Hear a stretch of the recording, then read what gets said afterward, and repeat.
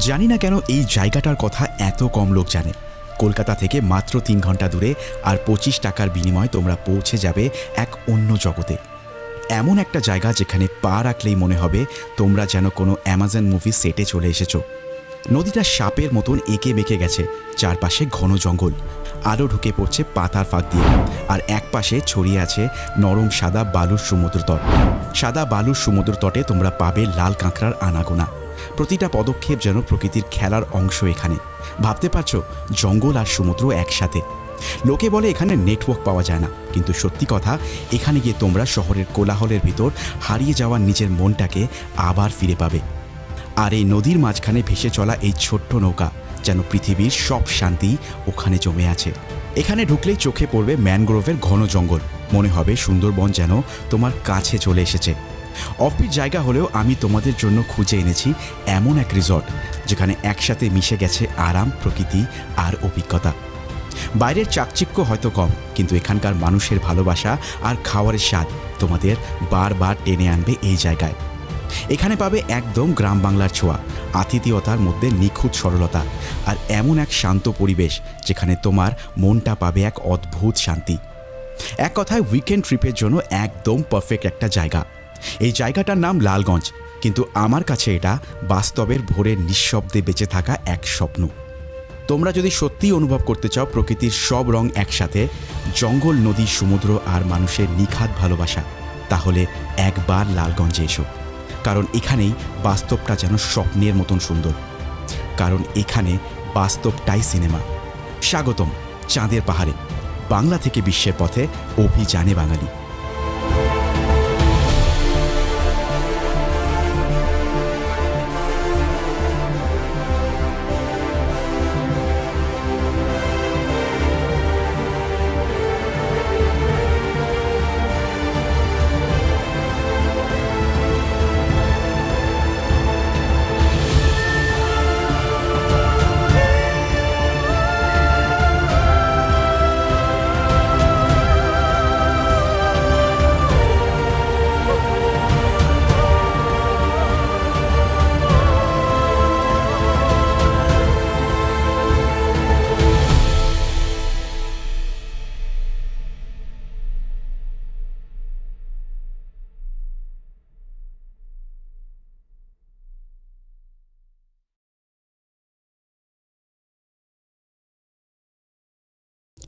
লালগঞ্জ আসলেতে বকখালির একদম পাশেই অফবিট একটা সি বিচ।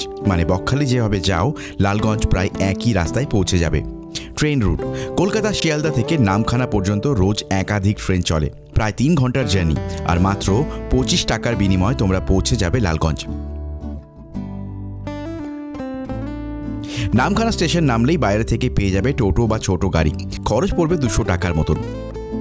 ওখান থেকে লালগঞ্জ মাত্র 25 থেকে 30 মিনিটেই তোমরা পৌঁছে যেতে পারো। অল্টারনেটলি তোমরা কিন্তু বাস রুটেও যেতে পারো লালগঞ্জ। ধর্মতলা বাস প্ল্যানেট থেকেই নামখানা পর্যন্ত সরাসরি সরকারি অথবা প্রাইভেট বাস দুরকমই চলে। নামখানা নেমেই টোটো বা গাড়ি নিলেই সহজে পৌঁছে যাবে লালগঞ্জের বিচে। তো চলো, হোমস্টে তো পৌঁছে গেছি। চলো হোমস্টেটাকে এবার তোমাদেরকে একটুখানি দেখিয়ে দিই। তো এটা হচ্ছে আমার হোমস্টের যে এন্ট্রি পয়েন্ট, এবং হোমস্টের চারদিকে দেখতে পাচ্ছ এরকম রাইস ফিল্ড চারদিকে। তো জায়গাটা বেশ সুন্দর। তারপরে তোমরা হোমস্টেতে ঢুকলে কিছুটা এরকম জায়গা দেখতে পাচ্ছ, এবং বোথ সাইডে, এই সাইড থেকে আরম্ভ করে এই পুরোটাতেই কিন্তু এনাদের থাকার ব্যবস্থা করা আছে। এবং দেখতেই পাচ্ছ এখানে মোটামুটি 7 থেকে 8খানা রুম আছে, এবং বিভিন্ন ক্যাটাগরির, এবং সেটা কিন্তু আমি ভিডিওর পরে তোমাদেরকে ডেফিনেটলি দেখাবো। এখানে বসে তোমরা কিন্তু লাঞ্চ, ডিনার করতে পারো, স্ন্যাক্স খেতে পারো, দেন তোমরা কিন্তু আড্ডা মারতে পারো। এবং ছোটো একটা মাঝখানে জায়গা, বেশ সুন্দর করে সাজানো ছোট্টখাটোর মধ্যে। আর এই হচ্ছে পুরোপুরি যে হোমস্টেটা তোমরা দেখতে পাচ্ছ। এইটাই লালগঞ্জে আমার রুম। দেখতেই পাচ্ছ রুমগুলো বেশ বড়, আর প্রত্যেকটাতেই 2টো করে বিছানা আছে। সহজেই 4 জন থাকতে পারবে এক রুমে। প্রত্যেক রুমেই আছে ওয়াল ফ্যান এবং কুলার, যা গরমের সময় বেশ কাজে দেয়। এখন একটা কথা বলি, এমন অফবিট জায়গায় আমরা খুব বেশি কিছু আশা করতে পারি না। সব থেকে ভালো লাগলো এই শান্ত অফবিট জায়গায় থাকতে। এখানে প্রতিজনের জন্য মাত্র 1250 টাকায় থাকা, খাওয়া এবং বোটিং সব কিছুই কিন্তু অন্তর্ভুক্ত। চলো, আমি পেয়ে গেছি আমার এখানে ওয়েলকাম ড্রিঙ্ক। ঢোকার সঙ্গে সঙ্গেই কিন্তু আমি ওয়েলকাম ড্রিঙ্ক এখানে পেয়ে গেছি। এখানে কিন্তু মাজা দেওয়া হয়েছে, তো সদ্য গরম থেকে এসেছি, তো বেশ ভালো লাগছে, রিফ্রেশিং লাগছে। তাড়াতাড়ি করে ওটাকে খেয়ে শেষ করি। আর তারপরে অনেক কটা অ্যাক্টিভিটি এখনও পেন্ডিং আছে, সব আসছে, ধীরে ধীরে একটু অপেক্ষা করো। তো হোমস্টেটা তো তোমরা অলরেডি দেখে নিলে। এবার চলো এই হোমস্টের যিনি কর্ণধার তার সাথে এবার একবার কথা বলে নেওয়া যাক। তো দাদা এখানে চলে এসেছেন। তো দাদা আপনার নাম কি? আমার নাম গণেশ যাদব। আচ্ছা, তো এই যে প্রপার্টিটা এটা কবে তৈরি হয়েছে? কবে? হ্যাঁ, 1 বছর আগে। 1 বছর আগে। আর আপনাদের এই যে প্যাকেজটা, যে প্যাকেজে আপনারা দেন আর কি, সেই প্যাকেজটা আমাকে একটু বলুন। আচ্ছা দেখুন, আমাদের লাঞ্চ থেকে স্টার্ট হয়। লাঞ্চে থাকছে আপনার আলু ভাজা, ডাল, পাঁপড় ভাজা, স্লাইড, একটা সবজি তরকারি, মাছের ঝোল, চাটনি, 1 পিস রসগোল্লা, আর সমুদ্রে যে কোনো একটা মাছ ভাজা থাকে। আর বিকেলে থাকছে আপনার চপ, মুড়ি, চা, কাঁচা ছোলা। আর রাতে থাকছে যেই সবজি হয়তো ঠিকঠাক থাকবে, কিন্তু চিকেনটা হবে। তারপরের দিন ব্রেকফাস্ট দিয়েই আমাদের ছুটি হয়। ব্রেকফাস্টে লুচি, তরকারি, 1 পিস ডিম সিদ্ধ, 1 পিস রসগোল্লা। তোমরা দাদার কথা শুনেই নিয়েছো। তো মোটামুটি কিন্তু আমি দাদার যে কন্ট্যাক্ট ডিটেলস সমস্ত কিছু কিন্তু আমি ডেসক্রিপশন বক্সে তোমাদের জন্য দিয়ে রাখছি। ডেফিনেটলি তোমরা চেক করতে ভুলো না। আর আমাকে কমেন্ট করে জানিও এই জায়গাটা তোমাদের কেমন লাগছে। তো চলো পরে আবার তোমাদের সাথে কথা হচ্ছে। এখন কিন্তু আমি যে হোমস্টেটা আছে এই হোমস্টে থেকেই বেরিয়ে যাচ্ছি। যে নৌকো করে যেই ঘোরাটা এখানে হয়, যেটা এখানকার মেইন আকর্ষণ বলতে পারো লালগঞ্জের, সেখানেই আমি যাচ্ছি। আর আমার নৌকা চলে এসেছে, তো আমাকে তাড়াতাড়ি করে ওখানে যেতে হবে।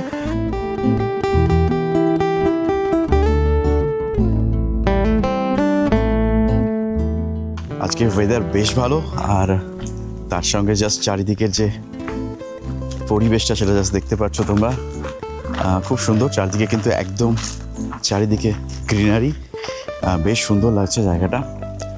আর একটা গ্রাম্য পরিবেশ এখানে। তো শহরে যারা মানে থাকতে থাকতে একটু একঘেয়ে হয়ে উঠেছে, তাদের কিন্তু খুব একটা মন্দ লাগবে না এই জায়গাটা।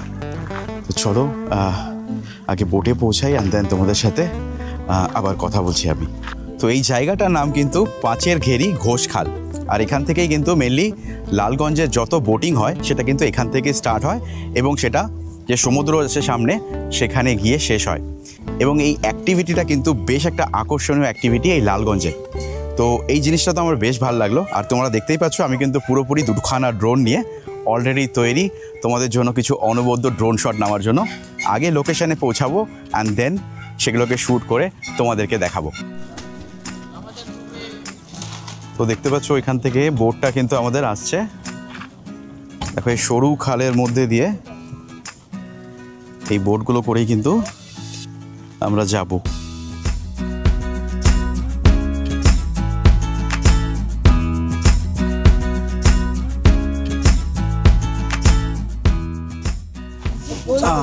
চলো বোটে উঠে পড়েছি।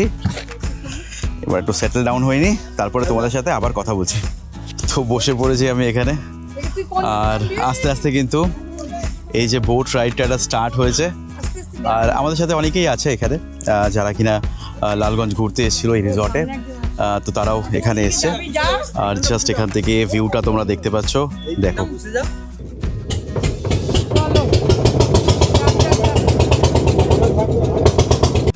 বোট রাইড কিন্তু স্টার্ট হয়ে গেছে। জাস্ট দেখো জায়গাটা, ও কি লাগছে এই জায়গাটা।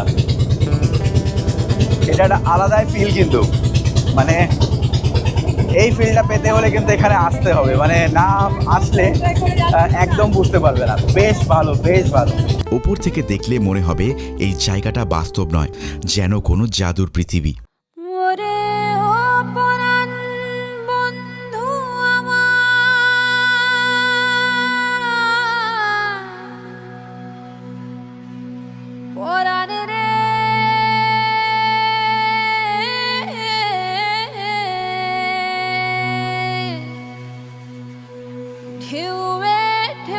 খবর দিলাম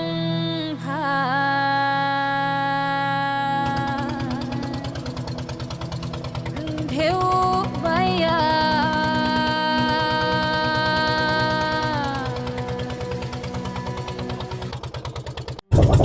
জাস্ট ভিউটা দেখো, মানে অনবদ্য লাগছে, সত্যি অসাধারণ লাগছে। জাস্ট দেখো একবার, এখানকার ভিউটা এক কথায় অসাধারণ লাগছে। আর এনারাও কিন্তু কলকাতা থেকে এসেছেন। আমরা একটা গ্রুপ থেকে এসেছি, আমার গ্রুপের নাম টিম উইভার। বাহ, আমি পুরো গ্রুপটাকে নিয়ে এসেছি। তো আপনাদের কেমন লাগছে? খুব ভালো লাগছে।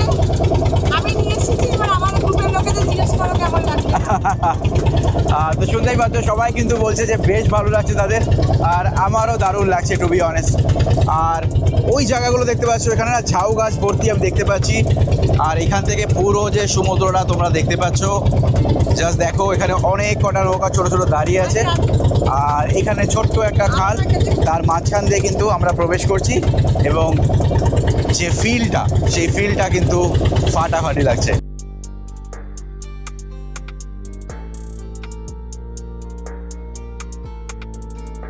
তো ফাইনালি রাইডটা করতে করতেই কিন্তু চল এখানে যাবি। যে বিচটা, মেইন যে বিচটা, সেই বিচে আমি কিন্তু পৌঁছে গেছি। আর এই দেখতে পাচ্ছ আমার যে নৌকাটা করে আমি এসেছিলাম সেটা। আর এই দাদারা কিন্তু কিছু কাঁকড়া ধরছেন, এই দাদারা কিন্তু কিছু কাঁকড়া এখান থেকে ধরেছেন। এগুলো কি এখানকে ধরেছো দাদা? এখান থেকে ধরেছো সব? এখান থেকে? বাহ, এই দেখো কাঁকড়ার সাইজগুলো জাস্ট দেখো। এখানে কিন্তু বেশ বড় বড় কাঁকড়া কিন্তু দাদারা ধরেছেন, এবং এখানে বার্গেনিং চলছে, কিন্তু এখনো পর্যন্ত বার্গেন হয়ে ওঠেনি, কমপ্লিট হয়ে ভালো ওঠেনি। করে বলো কত করে নেবে, আমরা যদি পোষায় তাহলে নেব, রাইট রাইট, না পোষায় নেবো না। একদম। তোমরা দামটা বলো, কত কত নেবে, কত সেটা তো বলো। তো এই যে বিচটা, এই বিচের মেন যে ব্যাপারটা সেটা হচ্ছে এই বিচটা চারদিকে প্রচুর গাছপালা, মানে এখানে না ম্যানগ্রোভ তোমরা ভর্তি দেখতে পাবে। এবং তার সাথে এই বিচের যে কালারটা দেখো, এই বিচের কালারটা কিন্তু যে স্যান্ডটা, সেটা কিন্তু আমি হোয়াইট স্যান্ড দেখতে পাচ্ছি। জেনারেলি আমি হোয়াইট স্যান্ড সব জায়গায় দেখতে পাই না, বাট এখানে হোয়াইট স্যান্ড আছে, তো এটাও কিন্তু একটা স্পেশাল ব্যাপার এখানকার।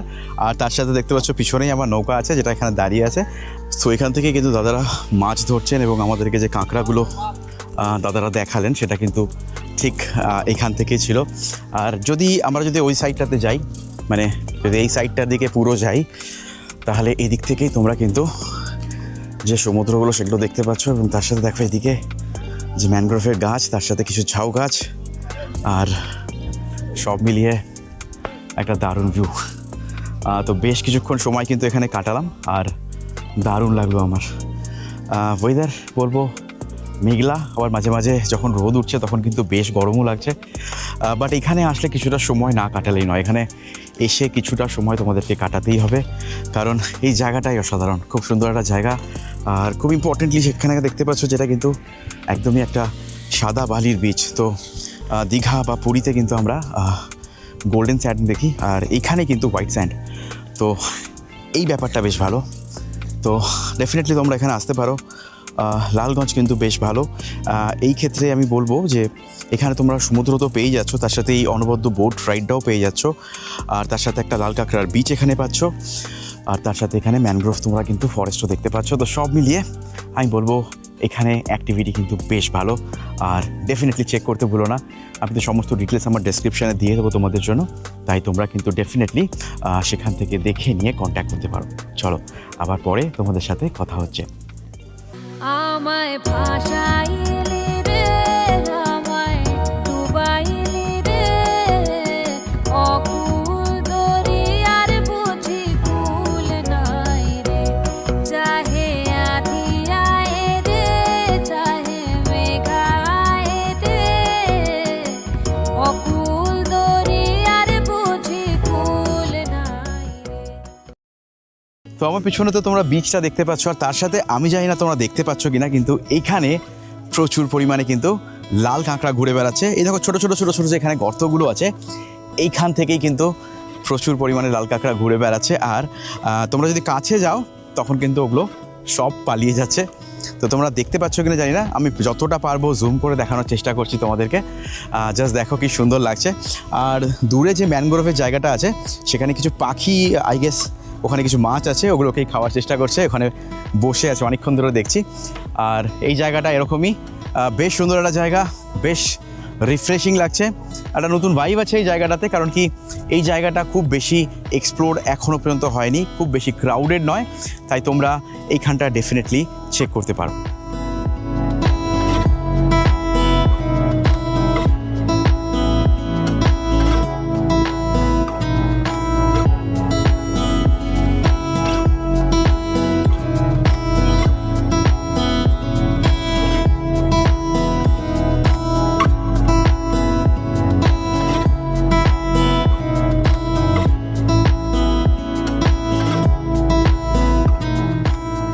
তো এখন কিন্তু আমি রিসর্টের দিকেই ফিরে যাচ্ছি, আর দেখতে পাচ্ছ আমার পিছনে কিন্তু সমুদ্র এখান থেকে, আর এখান থেকে কিছুটা গেলেই কিন্তু যে হোমস্টেতে আমি আসি সেখানে আমি চলে যাব।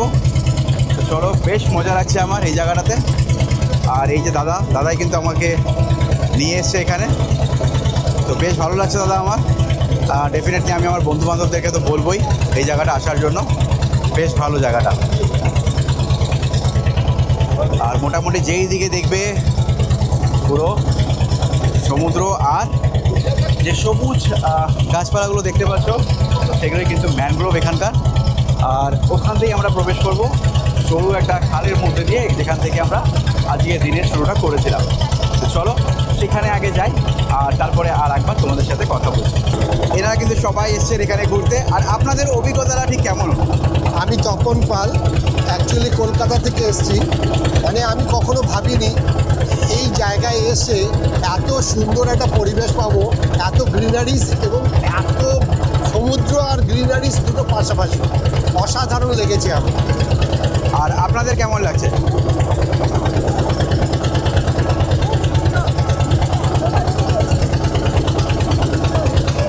এখানে ঢোকার সময় আমার কেরালার কথা মনে পড়ে গেল, মনে হলো ব্যাকওয়াটারের মধ্যে দিয়ে আমরা যাচ্ছি।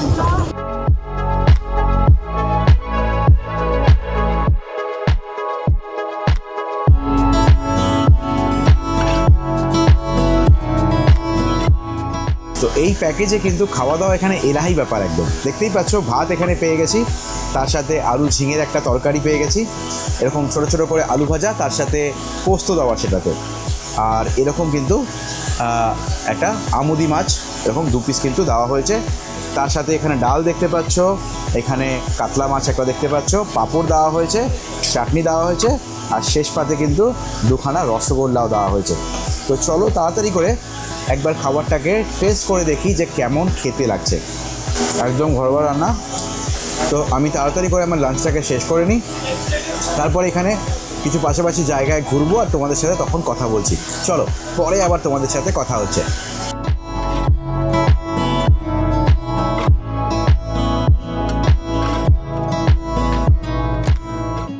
তো অনেকেই আমাকে বলছিল যে দাদা একটা এমন জায়গা দেখাও যে জায়গাতে কস্টিং অনেক কম পড়বে, আর সেই সব বন্ধুদের জন্যই কিন্তু আমি এই জায়গাটাতে আসা। তাই যাদের বাজেট একদম কম, বা যারা ভাবছো যে বেশি খরচা করবো না, উইকেন্ডে অল্প খরচার মধ্যে কোথা থেকে ঘুরে আসবো, তাদের জন্যই কিন্তু এই জায়গাটা। লালগঞ্জ এখনও পর্যন্ত কিন্তু সেইভাবে লোকজনের কাছে পৌঁছায়নি, মানে যেরকম বকখালি এখানে পৌঁছেছে বা মৌসুমী যতটা পৌঁছেছে, লালগঞ্জ কিন্তু সেইভাবে এখনও পর্যন্ত পৌঁছায়নি।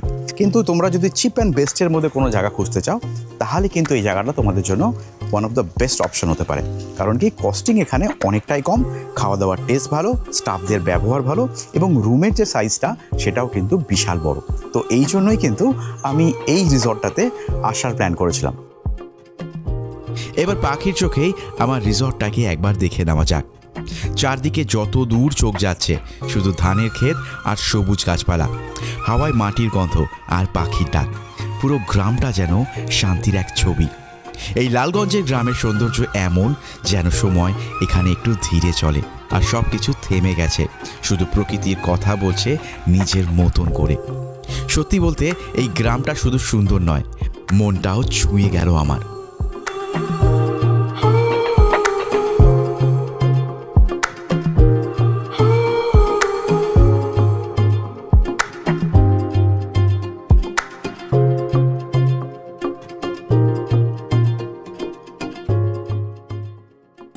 তো সন্ধে হয়ে গেছে, সন্ধ্যাতে কিন্তু আমি এখানে পেয়ে গেছি, দেখতে পাচ্ছ এরকম টাইপের গোল গোল করে বেগুনি 4 পিস দেওয়া, তার সাথে কিন্তু এরকম সেদ্ধ ছোলা, আর তার সাথে মুড়ি। তো বাইরে বৃষ্টি হচ্ছে অল্প অল্প করে, আর তার সাথে আমার কিন্তু বেশ ভালো লাগে এই বেগুনি দিয়ে, মুড়ি দিয়ে, ছোলা দিয়ে খেতে। তো চলো খাবারটা তাড়াতাড়ি করে কমপ্লিট করি, কারণ এরপরে আবার বারবিকিউ আছে তোমাদের জন্য। তো চলো পরে কথা বলছি তোমাদের সাথে।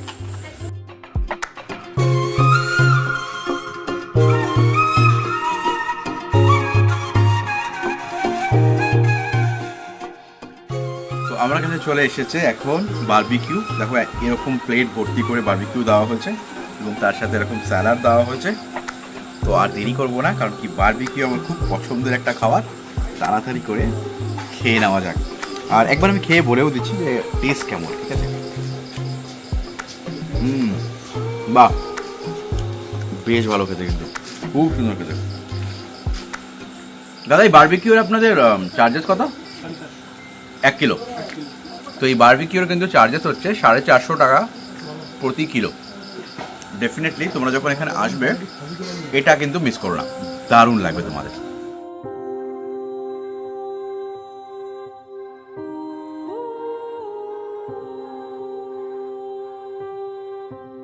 তো ডিনার চলে এসেছে আমার কাছে, দেখতেই পাচ্ছ ভাত চলে এসেছে, তার সাথে আলু ভাজা, এখানে একটা মিক্স ভেজ আছে, তার সাথে স্যালাড পেয়ে গেছি আমি, পাঁপড় চলে এসেছে আমার কাছে, ডাল চলে এসেছে আমার কাছে, আর চিকেন চলে এসেছে আমার কাছে।